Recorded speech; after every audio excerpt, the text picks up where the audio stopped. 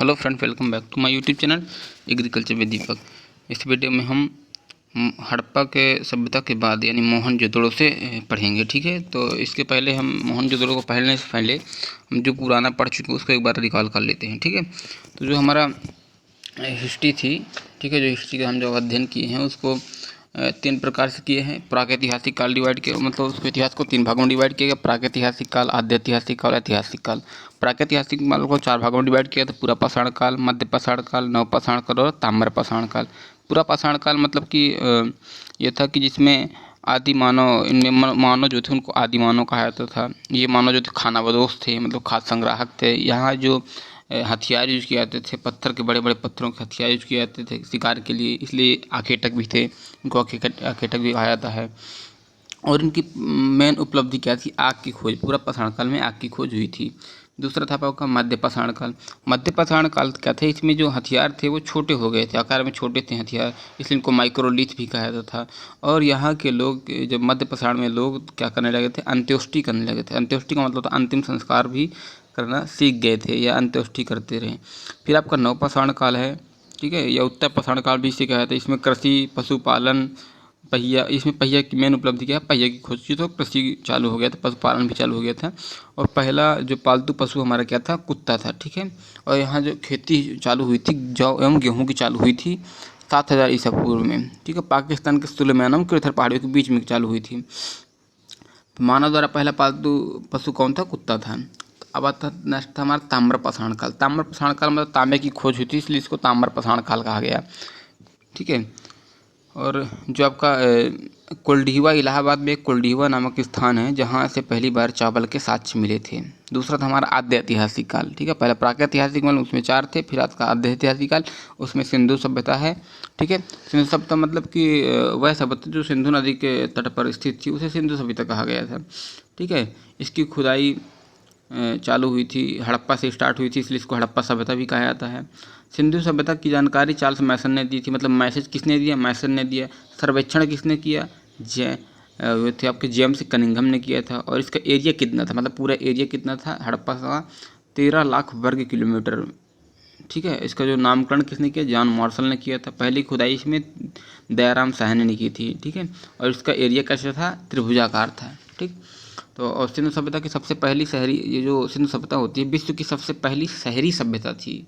ठीक, विकास, इसका विकास 25 ईसा पूर्व से 7050 ईसा पूर्व तक हुआ है। ठीक है, फिर अब आता है हम हड़प्पा सभ्यता। हड़प्पा सभ्यता, इसकी खुदाई दयाराम साहनी ने की थी। यह रावी नदी के तट पर स्थित है। रावी नदी के तट पर पाकिस्तान के मोंटगोमरी जिला में स्थित है। यहाँ से कुछ हमें वस्तुएं प्राप्त हुई थी, तो हमने कल बताया था। कुम्हार का चाक, अन्नागार, श्रमिक आवास, मातृ देवी की मूर्ति, लकड़ी की ओखली, लक्कड़ का ताबूत, R37 कब्रिस्तान, हाथी का कपाल और स्वास्तिक चिन्ह। यहाँ तक हम कल पढ़ चुके थे। और अब हम आज से पढ़ेंगे मोहनजोदड़ो। ठीक है, मोहनजोदड़ो सभ्यता, यानी कि ये भी मोहनजोदड़ो भी, मतलब जब इसकी खुदाई कब की गई थी? इसकी भी खुदाई 1921 में की गई थी। ठीक है, एक सेकंड। इसकी खुदाई सन 1921 में की गई थी राखालदास बनर्जी के द्वारा। किसके द्वारा की गई थी? राखालदास बनर्जी के द्वारा इसकी खुदाई 1921 में की गई थी। ठीक है, यह पाकिस्तान के लरकाना जिले में स्थित है। कहाँ स्थित था? जो मोहनजोदड़ो था पाकिस्तान के लरकाना जिले में स्थित है। ये जो सिंधु नदी के तट पर है। ठीक है, पाकिस्तान का लरकाना जिला जो है सिंधु नदी के तट पर है। यहाँ ये मोहनजोदड़ो सभ्यता स्थित थी। इसकी खुदाई राखालदास बनर्जी ने की थी। ठीक है, जो आपकी हड़प्पा सभ्यता थी उसकी खुदाई दयाराम साहनी ने की थी, और वह रावी नदी के तट पर था। यह सिंधु सभ्यता का सबसे बड़ा शहर है। ठीक है, जो आपका मोहनजोदड़ो था तो सिंधु सभ्यता का सबसे बड़ा शहर है मोहनजोदड़ो। यहाँ मृतकों का एक बहुत बड़ा टीला मिला था। ठीक है, इसलिए इसको मोहनजोदड़ो को मृतकों का टीला भी कहा जाता है। कभी कभी क्वेश्चन में आ जाता है कि मृतकों का टीला किसे कहते हैं, तो मोहनजोदड़ो को मृतकों का टीला भी कहा जाता है, याद रखिएगा। यहाँ से निम्नलिखित वस्तुएं मिली हैं। देखो, वहाँ से कुछ वस्तुएं मिली थी जो हमने बताया था हड़प्पा सभ्यता से, और कुछ फिर बाद में हम आए जो हमारा है मोहनजोदड़ो, यहाँ से भी कुछ वस्तुएं मिली हैं। यहाँ क्या था? देखो, एक प्रकार से यहाँ पुरोहितों के आवास मिले। मतलब एक प्रकार समझो कि जैसे मान लो वहाँ पुरोहित रहते थे, मतलब जो पूजा प्रतिष्ठा करते थे, तो वो क्या करते थे? नहाते थे तो घर में कुआं मिला, स्नानागार मिला। ठीक है, बहुत बड़ा विशाल स्नानागार, मतलब बहुत बड़ा स्नानागार मिला था। और अन्नागार, यहाँ का सबसे बड़ा अन्नागार था। अन्नागार और हमें वहाँ भी मिला था, कहाँ, हड़प्पा में भी, लेकिन वो छोटा था। लेकिन ये विशाल अन्नागार कहाँ मिला, क्वेश्चन में तो विशाल अन्नागार या बहुत बड़ा अन्नागार कहाँ मिला था हमें, ये मिला था हमें मोहनजोदड़ो सभ्यता में। सूती वस्त्र मिले थे, चौड़ी, इसकी चौड़ी सड़कें बहुत चौड़ी थी, ठीक है। पशुपति शिव की ये लोग पूजा करते थे। यहाँ कांसे के नर्तकी मिली थी, तांबे का ढेर मिला था। देखो एक प्रकार मान लो जैसे हम मानते हैं कि पुरोहित थे, ठीक है, तो पुरोहित क्या करेंगे, वो नहाते थे पहले, तो घर में कुआं था, नहाने के लिए कुआं था, स्नानागार भी था, और स्नान करेंगे, ठीक है। फिर वो कपड़े पहनते थे, तो कैसे कपड़े, सूती वस्त्र पहनते थे, ठीक है। और वह जो तो रोड्स जाते थे, वहाँ की रोडें चौड़ी थी। और वो क्या करते थे, पशुपति शिव की पूजा करते थे, ठीक है। क्योंकि यहाँ पूजा करते थे तो पहले क्या करेंगे, पहले नहाएंगे, तो नहाने के लिए व्यवस्था होनी चाहिए, ठीक है। कपड़े की व्यवस्था होनी चाहिए, बढ़िया अच्छे से कपड़े पहन के जाते हैं। और अन्नागार की व्यवस्था खाने की होनी चाहिए। अब पशुपति शिव की मूर्ति और कांसे की नर्तकी थी, यहाँ कांसे की नर्तकी की मूर्ति मिली थी, और तांबे का यहाँ ढेर भी मिला था, ठीक है। तो पूछा जाता है कि तांबे का ढेर कहाँ मिला था, तो आपका मोहनजोदड़ो की सभ्यता में मिला था, ठीक है। फिर अब आगे आएंगे,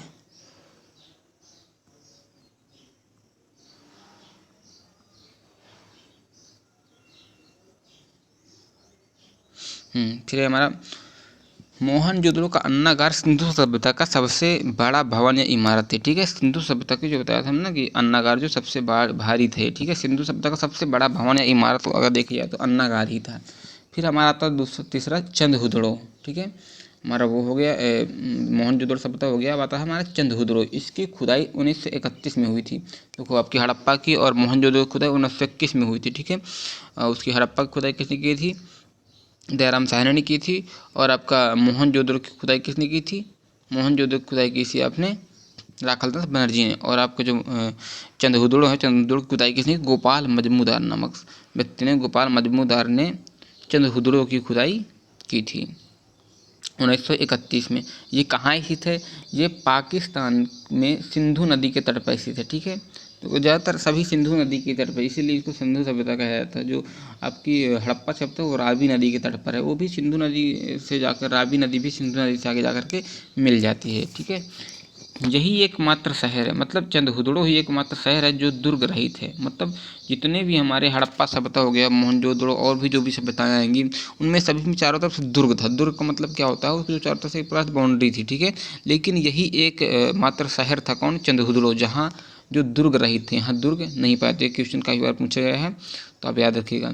यह एक औद्योगिक शहर है, औद्योगिक मतलब यहाँ से व्यापार होता रहा है, ठीक है। चंद्रहुदड़ो से आपका व्यापार होता रहा, इसलिए इसको औद्योगिक शहर कहा गया है। अब यहाँ जो व्यापार होता रहा, तो यहाँ मतलब मुख्यतः हमारे जो स्त्रियाँ होती हैं, महिलाएं होती हैं, उनसे संबंधित सामग्री ज़्यादातर मिली हैं, ठीक है।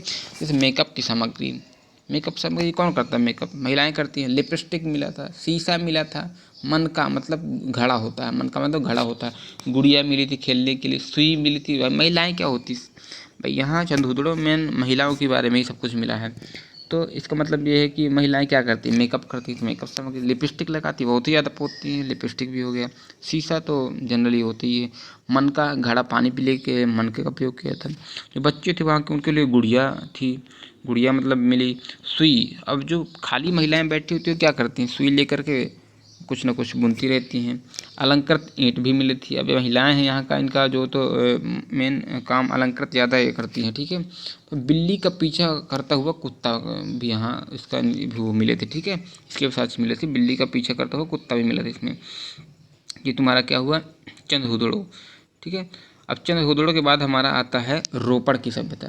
यहाँ क्या आता है, रोपड़ की, जो कि 1953 में, ठीक है। चंद्रहुदड़ो तो हमारा 1931 में गोपाल मजमूदार ने इसकी खुदाई की थी, दुर्ग सभ्यता थी, ठीक है। अब आता हमारा रोपड़, रोपड़ जो हमारा 1953 में इसकी खुदाई हुई थी। इसकी खुदाई यज्ञदत्त शर्मा ने 1953 ईस्वी में की थी। यह पंजाब के सतलज नदी के किनारे स्थित है, ठीक है। पंजाब में सतलज नदी है, उसके किनारे स्थित है कौन, रोपड़, ठीक है। यहाँ मानव के साथ साथ उसके पालतू जानवरों का भी इसमें मानव के साथ साथ उसके पालतू जानवरों का भी समय मिला है। तो मतलब यहाँ से ये पता चलता है कि मनुष्यों का जो लोग थे, तो वो पालतू जानवरों को भी मतलब जानवरों को भी पालते थे, पालन पोषण करते थे या पशुपालन करने लगे, ठीक है। तो यहाँ से पालतू जानवरों का भी स्वयं मिला है, मानव के साथ साथ। ऐसा ही शव, ठीक है, इसमें फिर नोट में क्या है, ऐसा ही शव नवपाषाण काल में जम्मू कश्मीर के बुर्ज होम में मिला था। जो नवपाषाण काल में जम्मू कश्मीर के बुर्ज होम में भी ऐसा ही शव मिला था। कैसा, मतलब मानव के साथ साथ में एक उसके जानवर का भी, मतलब पालतू पशु का भी शव मिला था। ठीक, उसी प्रकार से जम्मू कश्मीर के बुर्ज होम में भी मिला था। फिर ये हमारा बनवाली की सभ्यता। अब इसमें बनवाली लिखा है तो लग रहा है कि मतलब बहुत बना बना होगा, अच्छे से बना होगा, लेकिन ये बहुत ही बेकार ही बना था। मतलब बनवाली जैसे नाम से प्रतीत होता रहा कि मतलब कि बहुत अच्छे से बना होगा, ये तो ऐसा था ही नहीं, इसका जस्ट उल्टा था। ठीक है, बनवाली, इसकी खुदाई रविंद्र सिंह ने की थी। इसकी खुदाई रविंद्र सिंह ने की थी। ये हरियाणा में स्थित है। ठीक है, ये कहाँ स्थित है, हरियाणा में स्थित है। तो देखो रोपड़ आपका पंजाब में था, पंजाब के बाद हरियाणा, बनवाली हरियाणा में स्थित था। इसकी खुदाई रविंद्र सिंह ने की थी। यह रंगोई नदी के तट पर है। ठीक है, कहाँ है, रंगोई नदी के पास में था। यहाँ देखो अब ये बनवाली, इसको उल्टा काम था, कहाँ जल निकासी की व्यवस्था ही नहीं थी। यहाँ सोख्ता बनाए जाते थे, सोख्ता मिला है यहाँ। ठीक है, और यहाँ की सड़कें टेढ़ी मेढ़ी होती थी। ठीक है, बाकी सब जगह की सड़कें कैसी थी, सीधी थी, 90 अंश के कोण पर काटती थी एक दूसरे को, लेकिन यहाँ की सब रोड कैसी थी, टेढ़ी मेढ़ी थी। ठीक है, यहाँ की रोड ही नहीं सही थी, मतलब बनवाली मतलब बना ही नहीं था कुछ सही से। यहाँ की रोड टेढ़ी मेढ़ी थी। यहाँ मतलब नाली की व्यवस्था नहीं थी, जल निकासी की व्यवस्था नहीं थी। यहाँ सोख्ता घर में ही मिला था।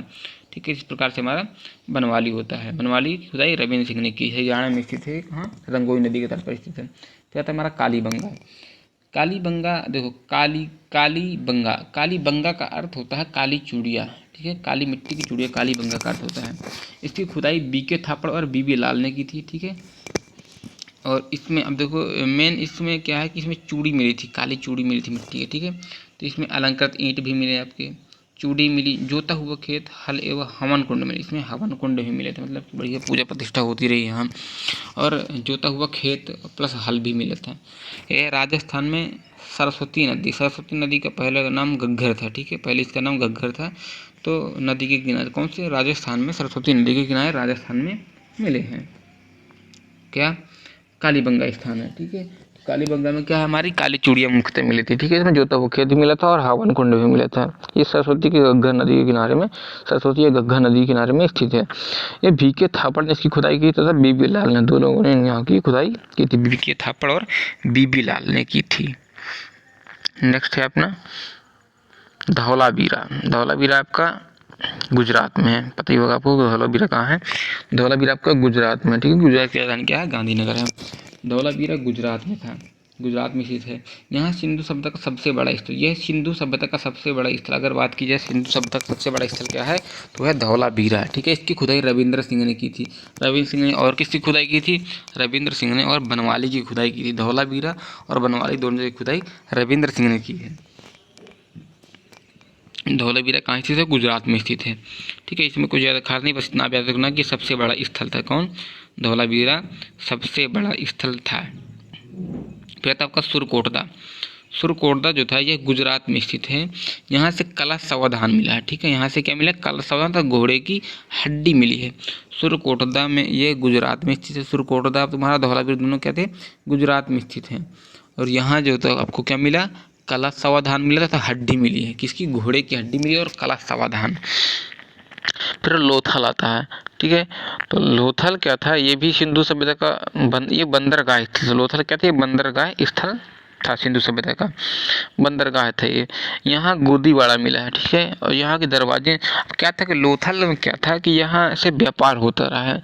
तो जब व्यापार होगा तो रोड के किनारे से जो तो मतलब कि वो जो थे के दरवाजे थे रोड की ओर, सड़कों की ओर ही, मतलब यहाँ के दरवाजे सड़कों की ओर खुलते थे। क्यों, क्योंकि मान लो जैसे हम कोई सामान ले करके आए तो रोड के डायरेक्ट खुल रहा है बगल से ही, तो उसमें हम सीधे रख देते हैं अंदर। और अगर रोड की ओर नहीं खुलते, इधर उधर खुलते तो बड़ी प्रॉब्लम होती। ठीक है, तो इसलिए यहाँ के जो सड़कें, दरवाजे सड़कों की ओर खुलते थे। ठीक है, ये गोदीवाड़ा भी मिला है। यहाँ फारस की मुहर मिली है। फारस की मुहर मिलने से इसका मतलब बिल्कुल हो जाता है कि मतलब यहाँ विदेशी व्यापार होता रहा है, मतलब विदेशी व्यापार का संकेत होता है। भाई फारस विदेशी है तो यहाँ से मतलब व्यापार होता है, तभी तो यहाँ से फारस की मूर्ति मिली। ठीक है, फिर अब हम चलते हैं नेक्स्ट पेज में। अब ये हमारा जो लोथल था यहाँ से क्या मिला, युगल सावधान मिला था। ठीक है, लोथल से हमें युगल सावधान मिला था, और हमें सूर्यकोटदा से क्या मिला था, कलश सावधान, और लोथल से हमें युगल सावधान मिला। युगल सावधान किसका प्रतीक है, ये सती प्रथा का प्रतीक था। युगल सावधान सती प्रथा का प्रतीक है, और हमें जो ये कहाँ स्थित है, ये आपके गुजरात में स्थित है। ठीक है, लोथल सिंधु सभ्यता का बड़ा स्थल था, बंदरगाह स्थल है। ठीक है, भगवा नदी के तट पर है लोथल, कहाँ, भगवा नदी के तट पर स्थित था। यहाँ फारस की मुहर मिली, इससे ये हो गया कि मतलब ये विदेशी व्यापार यहाँ बढ़िया से होता रहा है। फिर आपका रंगपुर आता है, यह गुजरात में स्थित, रंगपुर भी आपको गुजरात में। यहाँ से मेन चीज़ क्या मिली, धान की भूसी मिली है। तो इसका मतलब क्या है कि यहाँ धान यानी कि चावल की खेती होती है, धान की खेती होती है। ठीक है, क्योंकि यहाँ से धान की भूसी मिली। ये सिंधु सभ्यता का सबसे बड़ा, ठीक है, जो सिंधु सभ्यता का सबसे बड़ा स्थल क्या था, धौलावीरा। अभी हम पढ़े सिंधु सभ्यता का सबसे बड़ा स्थल क्या है, धौलावीरा। ये कहाँ, गुजरात में है, और पाकिस्तान का भी सीमा वहीं से लगती है। ठीक है, गुजरात पाकिस्तान दोनों में स्थित है धौलावीरा, जो सबसे बड़ा सभ्यता किसका है, सिंधु सभ्यता। लेकिन अगर बात करें भारत में सबसे बड़ी स्थल, भारत में सबसे बड़ा स्थल क्या था, राखी गढ़ी था, जो कि हरियाणा में है। जो भारत का अगर सिंधु सभ्यता का सबसे बड़ा स्थल पूछा जाए तो धौलावीरा है। अगर भारत का पूछा तो ये भारत का सबसे बड़ा स्थल क्या था, वो तो राखी गढ़ी हरियाणा में है।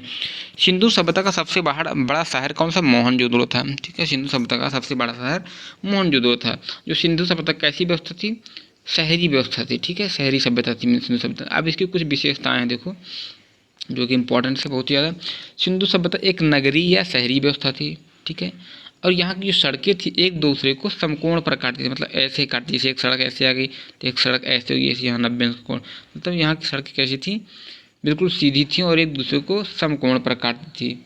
ठीक है, और यहाँ की जो सड़कें थी पूरब से पश्चिम दिशा में थी, जिससे क्या, जब हवा चलती थी तो इनकी यहाँ की रोडें अपने आप ही साफ़ हो जाती थी। जहाँ साफ़ करने का काम ही नहीं पड़ता था, क्योंकि अपने आप ही सब साफ़ हो जाती थी। और यहाँ की नालियाँ कैसी थी, ढकी हुई थी। जो आपका हम पढ़े हैं एक बनवाली में ऐसा कुछ था ही नहीं, वहाँ नालियाँ ही नहीं थी, वहाँ सोख्ता बना हुआ था। यहाँ की रोड जो सड़कें थी वो टेढ़ी मेढ़ी थी। ठीक है, उसकी खुदाई रविंद्र सिंह ने की, तो कहाँ था, हरियाणा में स्थित है बनवाली। अब यहाँ जो हमारी नालियाँ देखो, अब सिंधु सभ्यता में नालियाँ बड़ी है सी। अर्थव्यवस्था का मुख्य आधार यहाँ क्या था, कृषि था। मुख्य आधार क्या था, यहाँ कृषि था अर्थव्यवस्था का। इनका व्यापार विदेशों तक होता था। व्यापार देखो लोथल से समझ में आया था कि इनका व्यापार कैसा था, विदेशों तक होता था। इनका समाज मात्र सत्तात्मक था। इस समय जो है, इस समय पितृ सत्तात्मक चल रहा है, लेकिन इनका समाज कैसा था, सिंधु सभ्यता मात्र सत्तात्मक थी। आगे जब हम वैदिक सभ्यता पढ़ेंगे तो उसको भी हमारा पितृ सत्तात्मक। मात्र सत्तात्मक का मतलब यह था कि जैसे हम लोगों में क्या होता है कि किसी भी लड़के की जो पहचान होती है, लड़के लड़की की, तो उसके पिताजी का नाम बताया जाता है। तो वहाँ उस समय में क्या था, उसकी माता का नाम से चलता था। ठीक है, जैसे मैं यहाँ कोई भी फॉर्म भरते हैं सबसे पहले उसमें पिता का नाम होता है। ठीक है, माता का हो चाहे लेकिन पिता का जरूर रहता है। लेकिन वहाँ एक प्रकार से माता का ही सब कुछ मानी जाती थी उसकी। तो वह क्या समाज मात्र सत्तात्मक था। इनकी लिपि कैसी थी, भाव चित्रात्मक थी, मतलब उसको देख करके समझ सकते थे हम लोग कि क्या कह रहे हैं। ठीक है, इसे पढ़ा नहीं जा सकता है। इसकी लिपि ऐसी थी, बहुत कठिन थी, जिसको पढ़ा नहीं जा सका है। ये कैसी थी, भाव चित्रात्मक थी। ठीक है, इसके समझने से मतलब उसको देखने से हमें थोड़ा बहुत प्रतीत होता है कि नहीं ऐसा ये कह रहा है। और यहाँ मुहरों पर, यहाँ के जो मुहर थे सर्वाधिक एक सींग वाले जानवरों का चित्र मिला था। क्या मिला था, यहाँ एक सींग वाले जानवरों का चित्र मिला था। ठीक है, इनके मुहरों पर गाय का चित्र नहीं मिला है। ठीक है, ये क्वेश्चन कई बार पूछा जाता है कि इनमें से कौन सा पशु मतलब सिंधु सभ्यता से रिलेटेड नहीं है या रिलेट नहीं करता है। तो आपको पता होना चाहिए यहाँ गाय का चित्र था ही नहीं। ठीक है, यहाँ बल्कि हमें क्या हमें कुत्ता मिला हमें। ठीक है, और एक सींग वाले मिले, मतलब कि गाय का चित्र नहीं मिला। यहाँ माप तौल के लिए न्यूनतम बाट 16 किलोग्राम आएगा। मतलब माप तौल की यहाँ व्यवस्था थी, क्योंकि व्यापार होता रहा तो माप तौल की व्यवस्था रही। तो मेनली इसमें क्या था कि एक केवल 16 किलोग्राम का ही एक बाट होता था। तो अगर हमें 16 से अगर और कुछ ज़्यादा हो जाए तो हम उसको कैसे दो, तो 16 किलो का ही बाट था। एक और 16 किलो, एक और 16, इस तरह से मतलब 16 किलो के बाट थे वहाँ। इससे कम के बाट ही नहीं थे। ठीक है, तो 16 किलोग्राम के क्या थे, बाट मिले थे, यानी कि जो तौलने का होता है। ठीक है, सिंधु सभ्यता के लोग तलवार से परिचित नहीं थे, क्योंकि ये युद्ध तलवार से परिचित नहीं थे। यहाँ के लोग बहुत सीधे साधे थे और ये व्यापार करते थे। ठीक है, यहाँ तलवार वलवार, क्योंकि युद्ध ही नहीं होता था, तलवार से कैसे परिचित रहेंगे। सिंधु सभ्यता का विनाश का सबसे बड़ा कारण क्या मानता, बाढ़ को माना था, क्योंकि सिंधु सभ्यता नदियों के किनारे स्थित थी। वहाँ जब बाढ़ आई तो सब पूरा चौपट हो गया, इसलिए इसके सभ्यता को बाढ़ कारण माना जाता है। इसके विनाश का मतलब सबसे बड़ा कारण क्या है, बाढ़ को माना जाता है। फिर आता है हमारा मेसोपोटामिया की सभ्यता। मेसोपोटामिया की सभ्यता, मेसोपोटामिया की सभ्यता 10,000 ईसा पूर्व में हुई थी। इसका विकास इराक में टिग्रिस एवं यूफ्रेटस नदी के किनारे हैं, इनको दजला फरात नदियाँ भी कहते हैं। ठीक है, जो मेसोपोटामिया की सभ्यता कहाँ थी, इराक में है। ठीक है, इराक में मेसोपोटामिया सभ्यता है जो कि टिग्रिस और यूफ्रेटस नदियों के बीच में थी। ये सभ्यता टिग्रिस और यूफ्रेटस नदियों के बीच में, हम देख रहे हैं कि जितनी भी सभ्यताएं पढ़ रहे हैं वो सभी किसी न किसी नदी के ही किनारे स्थित थी। ठीक है, क्यों, क्योंकि वहाँ जो खेती के लिए बढ़िया थोड़ा अच्छी सॉइल होती है, वहाँ एलुवियल सॉइल रहती है, खादर बांगर मिल जाती है, तो वहाँ खेती बहुत बढ़िया से होती है, पानी की बढ़िया व्यवस्था रहती है, इसलिए ज़्यादातर जो सभ्यताएं थी मतलब कि नदियों के किनारे ही लोग बसते रहे हैं। तो यहाँ जो मेसोपोटामिया सभ्यता है ये टिग्रिस एवं यूफ्रेटस नदियों के मध्य में हुआ। यहाँ की मिट्टी बहुत उपजाऊ थी क्योंकि नदियों के बीच की थी, तो यहाँ बढ़िया ऐसे खादर और बांगर मिट्टी जो तो जम गई रही है या आ गई रही तो वो बहुत ही उपजाऊ होती है। तो यहाँ की मिट्टी कैसी थी, बहुत ही अधिक उपजाऊ थी। यहाँ की सभ्यता कैसी थी, ग्रामीण थी। देखो आपकी सिंधु सभ्यता कैसी थी, शहरी सभ्यता थी, और यह कैसी है, ग्रामीण सभ्यता है। इसके अर्थव्यवस्था का मुख्य आधार कृषि था। देखो आपकी सिंधु सभ्यता का भी मुख्य आधार क्या था, कृषि था, और मेसोपोटामिया की सभ्यता का भी मुख्य आधार क्या है, कृषि था। इसकी इस समय मंदिरों को जो इस यहाँ के मंदिर थे उनको जिगुरत कहा जाता था। ठीक है, जब मेसोपोटामिया सभ्यता में जब मंदिर थे उनको क्या कहा गया, जिगुरत कहा जाता है। मेसोपोटामिया सभ्यता को 4 भागों में पढ़ते हैं। ठीक है, मेसोपोटामिया सभ्यता को 4 भागों में डिवाइड किया गया है। एक होता है सुमेरियन की सभ्यता, बेबीलोन की सभ्यता, असीरिया की सभ्यता और कैल्ड्रिया की सभ्यता, कैल्ड्रिया। ठीक है, कैल्ड्रिया की सभ्यता। तो आपकी इसको मतलब मेसोपोटामिया को 4 भागों में डिवाइड किया गया सभ्यता को, सुमेरियन, बेबीलोन, असीरिया, कैल्ड्रिया। ठीक है, कैल्ड्रिया। अब जो झूलता हुआ बगीचा कहाँ था, बेबीलोन में। बेबीलोन में यहाँ क्या था, झूलता हुआ बगीचा था। ठीक है, झूलता हुआ बगीचा किससे रिलेटेड है, आपका बेबीलोन से रिलेटेड है। सिकन अब क्या था कि इस सभ्यता को फिर देखो कैसे इसका विनाश कैसे हुआ। देखो तो मैं सिंधु सभ्यता का विनाश का मुख्य कारण क्या माना जाता है, बाढ़ को माना जाता है। ठीक है, लेकिन जो हमारी मेसोपोटामिया की सभ्यता थी इसके विनाश का मुख्य कारण सिकंदर को माना, मतलब सिकंदर ने आए और यहाँ उसका पूरा विनाश कर दिए, और इसके स्थान पर ग्रीक सभ्यता की इसने स्थापना कर दी, मतलब ग्रीक सभ्यता को थोप दिया। तो कहा तुम्हें ग्रीक सभ्यता ही माननी पड़ेगी, ऐसा सब कुछ। ठीक है, क्योंकि युद्ध करके सबको मार वार दिए और वहाँ ग्रीक सभ्यता की स्थापना कर दी। विश्व की सबसे पहली सभ्यता मेसोपोटामिया, अगर इसी पूछे कि विश्व की सबसे पहली सभ्यता कौन सी थी, मेसोपोटामिया की सभ्यता थी। ठीक है, विश्व क्योंकि इराक में है, और अपने भारत में कैसी थी, वो आपकी हमारी कैसी थी, सिंधु सभ्यता थी, मोहनजोदड़ो, हड़प्पा। ठीक है, जबकि विश्व की नगरी पहली, अगर विश्व की पहली नगरीय सभ्यता की बात की है तो कौन सी, सिंधु सभ्यता थी। अगर कहा जाए कि विश्व की सबसे पहली सभ्यता मेसोपोटामिया थी, अगर विश्व की सबसे पहली नगरीय सभ्यता कौन सी थी, सिंधु सभ्यता थी। आपकी विश्व की सबसे पहली नगरीय सभ्यता सिंधु की सभ्यता थी। ठीक है, फिर आगे आते हैं।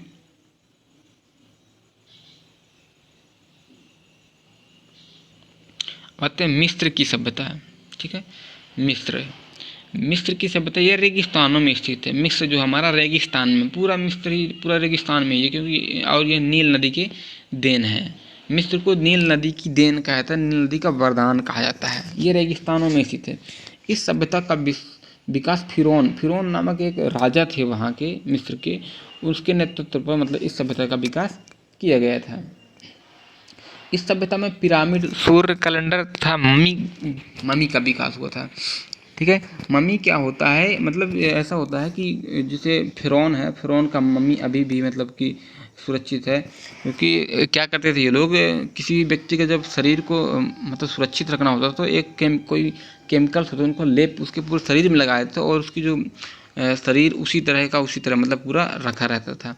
अभी भी जो तुम्हारा फिरौन है, फिरौन का मम्मी अभी भी शायद वहाँ प्रेजेंट में भी है। तो यहाँ मतलब फेमस क्या था, पिरामिड। यहाँ गीजा के पिरामिड बहुत ज़्यादा फेमस थे। ठीक है, गीजा बहुत बड़े पिरामिड थे, क्योंकि बताओ वहाँ के लोग उस समय कौन सी मशीनरी की व्यवस्था थी, वहाँ उस समय लोग मतलब जो वहाँ के सैनिक थे या वहाँ के वर्कर थे वही लोग बनाते रहे पिरामिड। बहुत बड़ा पिरामिड है। यहाँ का सूर्य कैलेंडर फेमस है, मम्मी यहाँ का फेमस है। तो इस सभ्यता अब ये माना जाता है कि इस सभ्यता को रसायन शास्त्र का अच्छा ज्ञान था, क्योंकि मम्मी को सुरक्षित रखने के लिए, मतलब किसी की बॉडी को सुरक्षित रखने के लिए एक प्रकार ऐसा केमिकल्स यूज किए, तो अभी तक वो जो मतलब कि सुरक्षित है। तो इसका मतलब ये हुआ ना कि रसायन शास्त्र का ना अच्छा ज्ञान था। और जो पिरामिड था हमारा कहाँ का, गीजा का पिरामिड विश्व प्रसिद्ध है, सबसे प्रसिद्ध पिरामिड माना जाता है। ठीक है, फिर है हमारा रोम की सभ्यता। रोम की सभ्यता 600 ईसा पूर्व में स्टार्ट हुई। रोम की सभ्यता 600 ईसा पूर्व, यह इटली में विकसित थी। रोम की सभ्यता, रोम इटली में ही है। ठीक है, तो रोम की सभ्यता क्या थी, इटली में विकसित थी। इन्होंने पूरे भूमध्य सागर पर अपना अधिकार कर लिया था, पूरे भूमध्य सागर अपना अधिकार कर लिया था। प्राचीन सभ्यता में सबसे विकसित सभ्यता थी ये, सबसे विकसित सभ्यता थी। प्राचीन सभ्यताओं में सबसे विकसित सभ्यता थी। आज भी इस सभ्यता के अवशेष सुरक्षित बचे हुए हैं, जो पर्यटन का आकर्षण का केंद्र है। ठीक है, एक सेकंड। इस सभ्यता के दो सबसे बड़े राजा थे, जबकि सभ्यता थी हमारी रोम की सभ्यता, ठीक है, जो इटली में थी, इसके दो प्रमुख राजा थे। कौन कौन से राजा, जूलियस और अगस्टस। जूलियस सीजर और अगस्टस। जो जूलियस सीजर थे बहुत ही अच्छे राजा थे, और अगस्टस जो थे इन्हीं के नाम पर, जो तो अगस्त महीने का नाम जो पड़ा है अगस्टस के नाम से ही पड़ा था। और मतलब कि जो यहाँ के रोम में दो राजा थे, कौन कौन से, जूलियस सीजर एवं अगस्टस थे। जूलियस सीजर की हत्या धोखे से उनके मंत्रिमंडल ने, जो उसके मंत्रिमंडल थे, ठीक है, मंत्रीगण थे, उन्होंने ही इसकी धोखे से इसकी हत्या कर दी थी। जूलियस सीजर नाम का नाटक विलियम शेक्सपियर ने लिखा था। जूलियस सीजर नाम का एक नाटक भी किसने, विलियम शेक्सपियर ने, इन्हीं की जूलियस सीजर के नाम पर एक नाटक लिखा था। ठीक है, फिर हमारी आती है नेक्स्ट पारस की सभ्यता। ठीक है, फारस की सभ्यता। पारस की सभ्यता क्या है, 500 ईसा पूर्व थी यह वर्तमान में ईरान में थी। ठीक है, फारस की सभ्यता कहाँ थी, ईरान में थी। इस सभ्यता का विकास तेजी से हुआ था। इन्होंने पूरे अरब प्रायद्वीप पर अधिकार कर लिया। इनकी भाषा कैसी थी, फारसी थी। फारस के थे तो इनकी भाषा कैसी है, इनकी भाषा भी फारसी थी। ठीक है, और ये पारसी धर्म को मानते थे। कौन सा धर्म को मानते थे, पारसी धर्म को मानते थे। और जो हमारी ये क्या थी, ठीक है कोई नहीं, सिकंदर ने इस धर्म का अंत कर दिया। सिकंदर जो था इस धर्म का अंत कर दिया। सिकंदर ने इस धर्म का अंत कर दिया, किसका, फारस की सभ्यता का। उसने मेसोपोटामिया की सभ्यता का भी अंत किया था। किसी ने, सिकंदर ने किया था। और फारस की सभ्यता का भी अंत सिकंदर ने कर दिया। फिर आता हमारा स्पार्टा। स्पार्टा बहुत ही मतलब फेमस है, देखना इसमें ऐसा था कि स्पार्टा अपने बहादुर सैनिकों के लिए जाना जाता है। ये विख्यात है क्योंकि यहाँ के जो सैनिक थे बहुत ही बहादुर थे। ठीक है, स्पार्टा के जो सैनिक थे बहुत ही बहादुर थे। यहाँ के 300 सैनिक, ये एक छोटा सा नगर था, छोटा सा क्षेत्र था। ठीक है, यहाँ के 300 सैनिकों ने लियोनाइडस के नेतृत्व में, मतलब वहाँ का नेतृत्व कौन कौन था, एक प्रकार से राजा मान लो स्पार्टा के। ठीक है, कौन सा, लियोनाइडस थे। इनके नेतृत्व में 300 सैनिक थे और ग्रीस के 2000 सैनिकों को इन्होंने मात दे दी थी। मतलब कि 2000 ग्रीस के 2000 सैनिकों को इन्होंने हराया था। कहाँ के, स्पार्टा के 300 सैनिकों ने। ठीक है, लेकिन क्या हुआ था कि ग्रीस की विशाल सेना का नेतृत्व जरकसीज कर रहा था। जो ग्रीस की विशाल सेना का नेतृत्व कौन कर रहा था, जरकसीज कर रहा था। और जो आपका जरकसीज ने क्या किया, धोखे से स्पार्टस जो राजा था, यानी स्पार्टन्स, अब स्पार्टा के जो लोग थे उनको हरा देना मतलब स्पार्टन्स हो गया। तो स्पार्टा के जो था लियोनाइडस था, उसको इसने धोखे से जो तो हरा दिया था। क्योंकि जो उसका था, स्पार्टा का एक व्यक्ति था जो जाकर के मिल गया, जरकसीस मिल गया था, जिसने धोखे से इसको हरा दिया। अब जब कोई व्यक्ति किसी दूसरे गैंग में शामिल रहता है तो अपना पूरा राज बता देता है। तो उसने पूरा राज बता दिया। उसने कोई गुफा बता दी कि इस गुफा से मतलब ये मुख्य गुप्त द्वार है। इस प्रकार से उन्होंने उसको हरा दिया था धोखे से। फिर हमारी आती है पीली नदी की सभ्यता। पीली नदी की सभ्यता क्या है, ये चीन मतलब कि एक प्रकार से नदी थी जिसका नाम था पीली नदी। ठीक है, और यह बहुत ही प्रसिद्ध थी, उपजाऊ, मतलब बहुत ही उपजाऊ भूमि थी। ठीक है, खेती वेती के लिए बहुत ही अच्छी भूमि थी। ये चीन में 5000 ईसा पूर्व में विकसित हुई थी। ये हुआंगहो नदी, पीली नदी को हुआंगहो नदी भी कहा जाता है। इसके तरफ पर इसका विस्तार था। ये सभ्यता अपने उपजाऊ भूमि के लिए प्रसिद्ध मानी जाती है। और अब हम नेक्स्ट क्लास में ऐतिहासिक काल पढ़ेंगे। ठीक है, हमारा 2 चीज़ें हो गई, एक हमारा प्रागैतिहासिक काल और एक हमारा आद्यैतिहासिक काल हो गया। अब तीसरा हम चलेंगे ऐतिहासिक काल। ऐतिहासिक काल में फिर मतलब यहाँ से आपकी मेन हिस्ट्री जो है अच्छे से स्टार्ट होती है। ऐतिहासिक काल में फिर हमारा आएगा प्राचीन ऐतिहासिक काल, मध्य ऐतिहासिक काल, ठीक है, और फिर जो अभी वर्तमान में चल रही है, ये सब पढ़ेंगे किसमें, ऐतिहासिक काल में। तो हमारा आज का लेक्चर यहीं समाप्त होता है। हमारे वीडियो को लाइक, सब्सक्राइब तथा शेयर कीजिए। धन्यवाद।